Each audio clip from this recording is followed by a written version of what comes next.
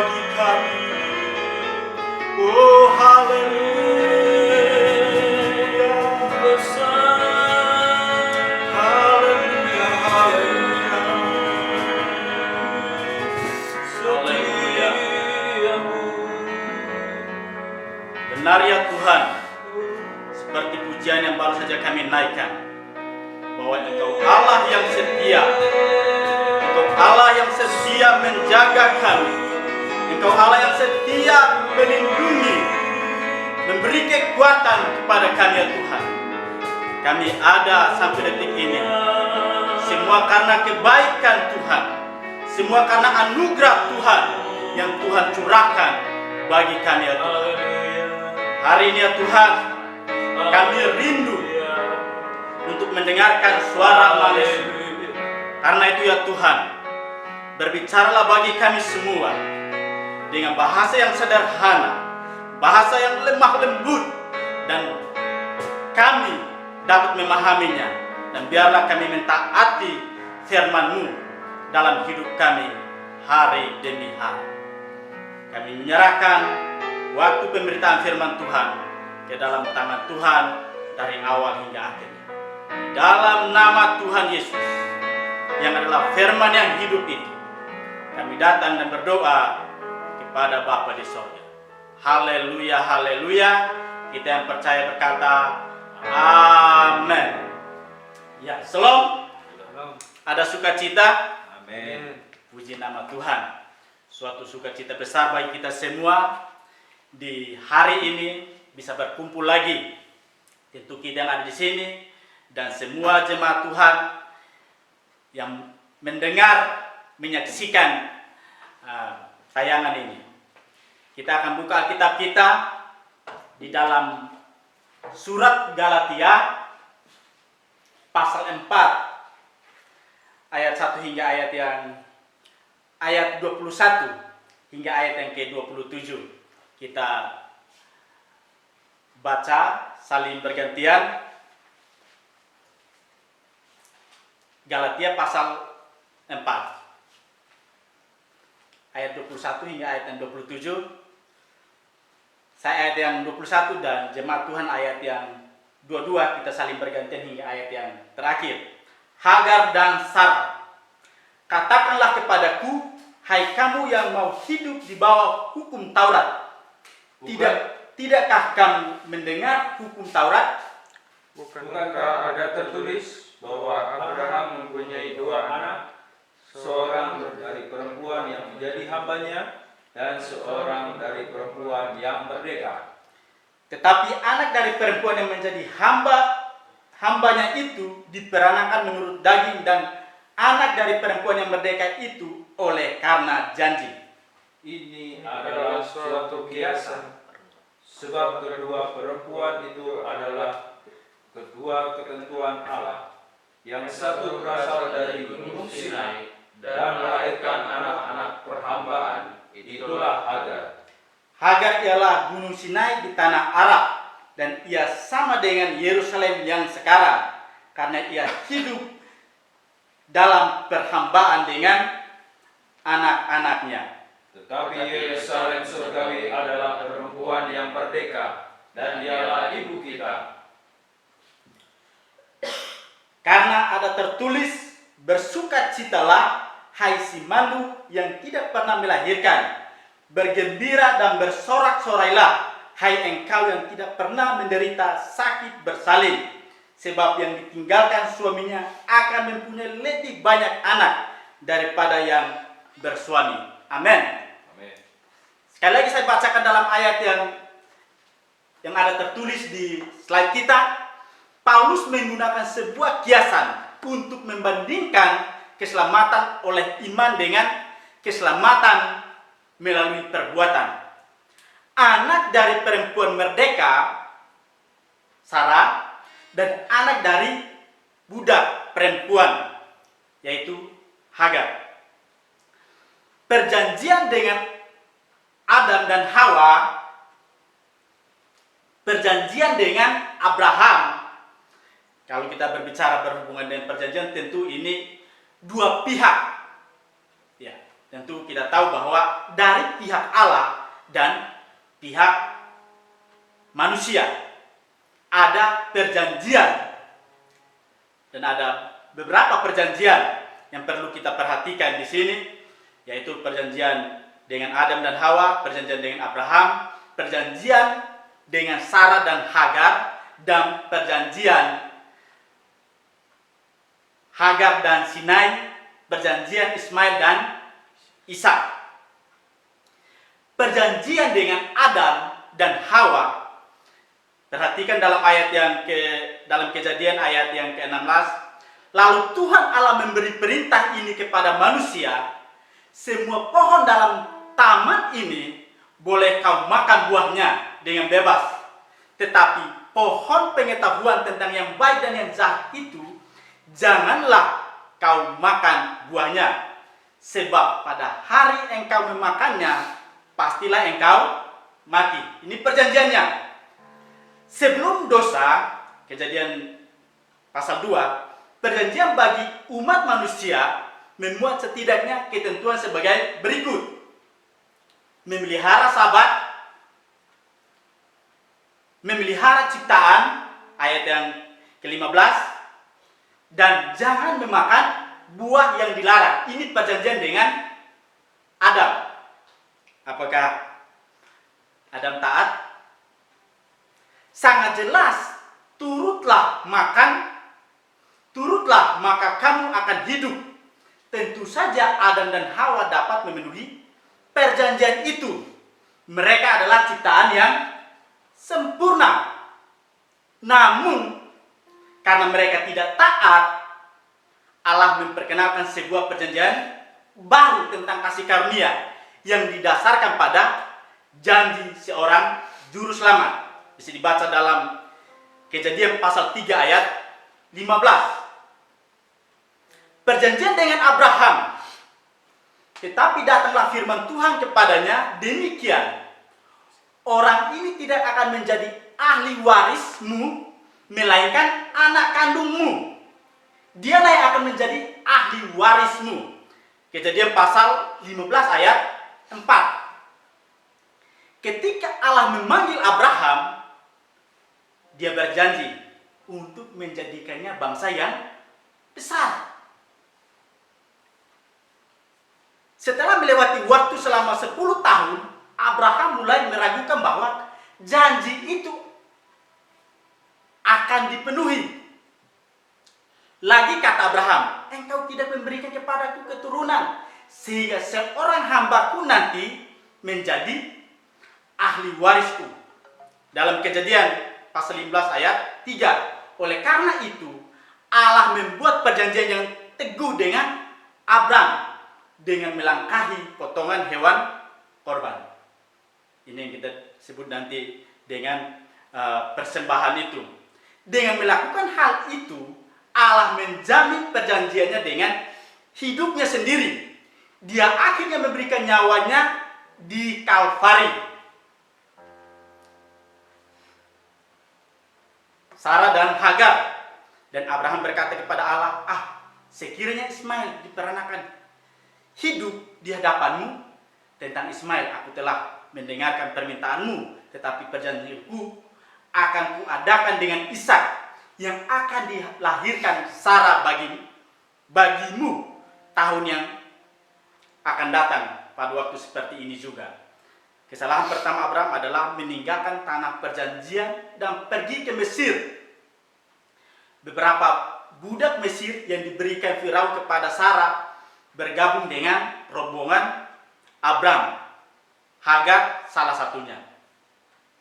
Berhubungan dengan dua perjanjian, kalau kita berjanji, tentu ini yang harus ditepati. Kalau perjanjian dengan Allah berarti butuh ketaatan, butuh kesetiaan, butuh waktu Tuhan. Ada waktu Tuhan. Kita perhatikan bahwa Abraham sudah mendengar suara Allah, sudah berjanji dengan Allah, Allah berjanji dengan dia untuk memberikan keturunan kepada dia. Tapi dalam jangka waktu 10 tahun, rupanya belum. Muncullah keraguan dalam hati Abraham memang. Sehingga tadi kita baca dalam ayat sekiranya. Sehingga pada akhirnya juga muncul tindakan manusia yang nampak. Ya, Sarah memberikan Hagar, berpikir bisa membantu Allah. Tapi Allah tetap punya solusi untuk janjinya ditepati. Itu kesetiaan Allah dan tidak akan gagal sekalipun. Kesetiaan Allah itu tetap akan digenapi, dilaksanakan apapun waktunya, apapun kondisinya. Janji Allah pasti digenapi. Apa yang perlu kita gali dari teks ini berhubungan dengan tokoh-tokoh, berhubungan dengan dua perjanjian ini? Tentu kita tahu bahwa Hagar adalah memang berhubungan dengan fisik yang ditunjukkan, tapi Sarai yang akan memperanakan anak yang telah dijanjikan Allah, dan Allah menepati janjinya. Kita perhatikan bahwa Allah memberikan perjanjian dengan Abraham lagi berhubungan dengan melakukan sebuah korban, dan itulah yang nanti korban yang paling sempurna adalah di dalam diri Yesus Kristus itu. Inilah dimulai di sini. Awalnya Allah bertanya kepada Allah. Lalu Allah minta Abraham untuk melakukan kurban darah domba sebagai perjanjian yang makin teguh kepada Abraham bahwa Allah akan menepati janjinya. Amen. Oh, haleluya. Lihat Hagar dan Sinai. Hagar ialah gunung Sinai di tanah Arab, dan ia sama dengan Yerusalem yang sekarang karena ia hidup dalam perhambaan dengan anak-anaknya. Galatia 4 ayat 25. Perjanjian di Sinai memperkenalkan ketaatan sebagai tanggapan atas memiliki iman dalam janji dan berkat ilahi. Jika engkau sungguh-sungguh mendengarkan firman-Ku, kalau kita baca dalam Keluaran pasal 19 ayat yang kelima, meskipun demikian bangsa itu tidak dapat mematuhi perjanjian itu karena mereka berusaha untuk memenuhinya dengan cara mereka sendiri dan menurunkan iman ke posisi yang kurang penting. Dalam Ibrani pasal 4 ayat 2 dan Keluaran 19 ayat 8, dengan cara yang sama seperti yang dilakukan oleh Abraham dan Sarah untuk membantu Allah memenuhi janji-janjinya, bangsa Israel berusaha untuk mengubah perjanjian kasih karunia Allah menjadi sebuah perjanjian oleh perbuatan. Hagar melambangkan Sinai, yang keduanya menyatakan usaha manusia untuk diselamatkan oleh usaha atau perbuatan. Tentu perbuatan tidak dapat memberikan keselamatan, tapi perbuatan adalah bagian dari syukur kita karena Allah memberikan keselamatan bagi kita, karena Allah berjanji untuk memilih kita, menentukan kita menjadi miliknya.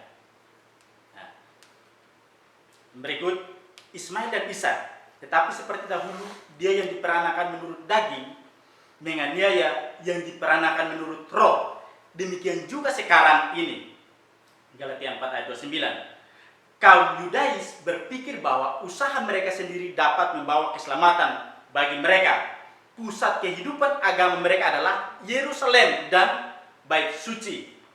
Mereka sebenarnya adalah budak seperti Hagar. Galatia 4 ayat 25. Keselamatan oleh usaha dan keselamatan oleh iman sama sekali bertentangan. Kita perlu mengusir salah satu dari dua sarana keselamatan itu. Galatia 4 ayat yang ke-30. Ismail mengolok-olok Ishak untuk mengambil warisannya. anak-anak daging juga mengolok-olok anak-anak roh. Dan itu terjadi sampai saat ini. Tapi iman kita, keyakinan kita kepada Allah, bahwa Allah mampu menepati janjinya, menggenapi janjinya, itulah yang membuat kita untuk tidak goyah.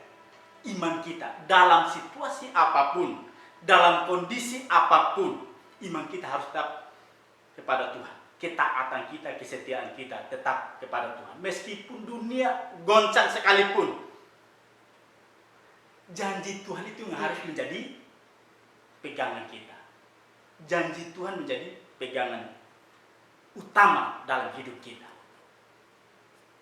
Kalau sudah ada keraguan berhubungan dengan janji Tuhan, ada badai sedikit, pasti bisa membuat kita untuk beralih, mengambil jalan yang tidak dikehendaki oleh Bapa, oleh Allah bagi kita. Amin untuk firman Tuhan. Mari kita bersyukur untuk kebenaran firman Tuhan yang telah kita dengar di hari ini.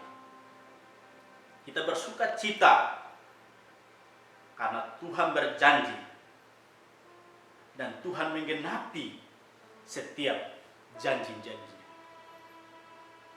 Tuhan melaksanakan setiap janjinya. Tidak ada sesuatu pun yang bisa menghalangi, membatasi penggenapan firman Tuhan. Kita tahu sekarang bahwa Tuhan berjanji untuk kedatangannya, untuk membawa kita bersama-sama dengan Dia dalam kerajaannya, dalam tempatnya. Kita pegang itu, dan tentu itulah yang menjadi kekuatan kita untuk tetap taat melakukan apa yang Tuhan kehendaki bagi kita selagi kita ada dalam dunia. Haleluya, haleluya.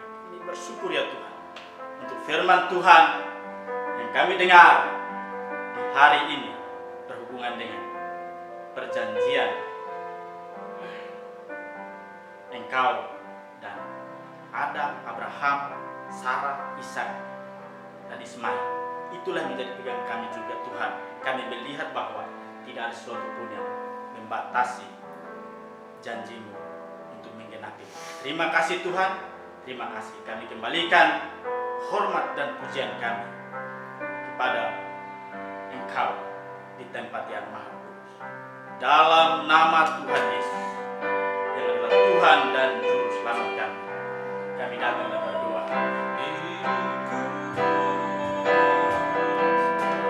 Dalam